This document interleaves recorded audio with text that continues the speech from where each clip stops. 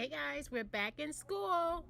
Check out the new bill that passed in Illinois so we can return to HB school. 2748, titled COVID-19 Post-Secondary Transition Recovery Eligibility, provides an extended period of IEP services for students who turn 22 during the time in which the student's in-person instruction, services, or activities were suspended for a period of 3 months or more during the school year as a result of the COVID-19 pandemic. Students who fit these criteria are eligible for services through the end of the regular 2021 to 2022 school year. While the bill that passed is much narrower than the proposed legislation, which required an additional year of eligibility for all students who turn 22 from March 17, 2020 through the end of this school year, many questions remain.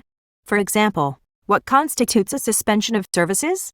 How is the 3-month period measured? Do services delivered through a hybrid model count toward the suspension period? The bill is clear in its exemption of students who are no longer residents of the district they attended at the time of their 22nd birthday.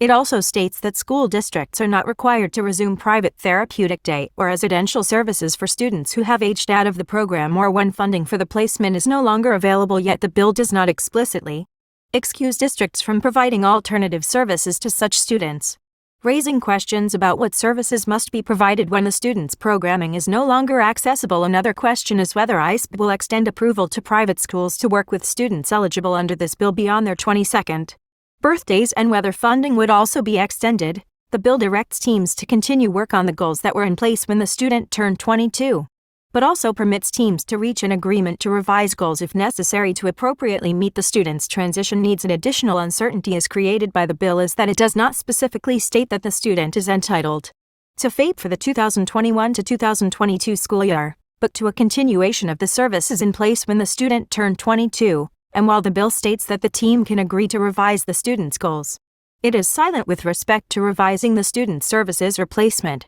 The law becomes effective upon the governor's signature. Districts must mail notice informing students' parents, guardians of the availability of additional